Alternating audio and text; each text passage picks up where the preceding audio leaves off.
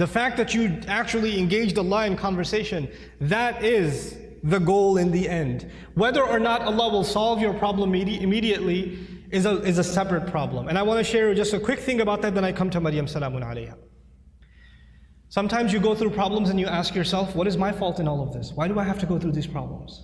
What did I do to deserve this? Let me ask you this. Yusuf alayhi salam was a child, right? A child by definition is innocent. What did the child do to deserve being kidnapped? What has a child ever done to deserve being thrown inside of a well in the middle of the woods? What has a child ever done to deserve sold as a child slave in a different land?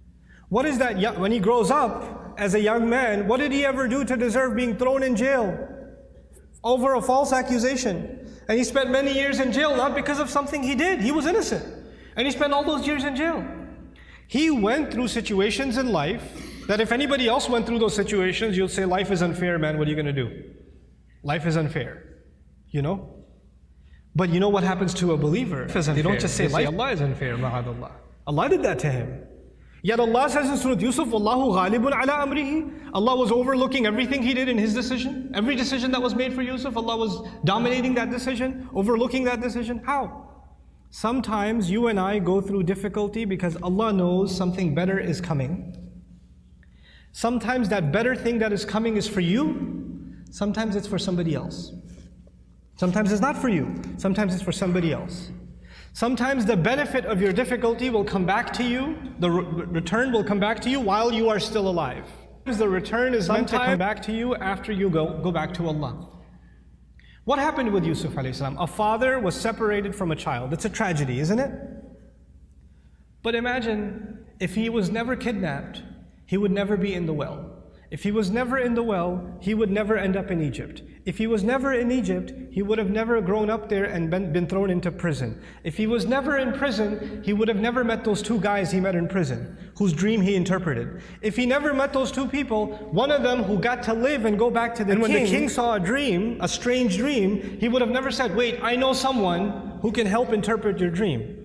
And if that never happened, and you know what that dream was? 7 good years in the country, and 7 years there's not going to be any crop, any produce, any harvest. People are going to starve to death. If Yusuf was not in prison, alayhi salam, and then was taken out to interpret that dream at that time, there would have been an economic, financial crisis in the country, and hundreds of thousands of children would have starved to death. One child suffered for a few years. But because of that child suffering, Allah's plan was to save a lot of families, a lot of fathers and mothers from losing their children to starvation. Because of the plan that Yusuf alayhi salam came back when he interpreted the dream and gave, when he became the treasurer. I have a friend, some of you might have heard of him. His name is Robert de Villa. I asked his sister about him if she knows him, and she said yes, she's heard of him. The man can't move any part of his body other than his face. He can't move any part of his body. What did he ever do to deserve that? Nothing. But how many people have accepted Islam because of his disability? How many people have just heard about that and have come back to Allah?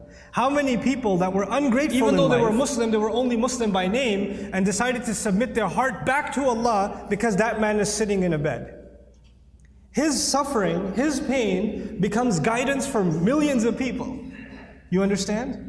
Sometimes the difficulty you and I is actually a small price to pay for a lot of khair, a lot of good that will either come to me now or it will come to me in the akhirah, will come to me after I go back to Allah. So our du'as are not the same as placing an order.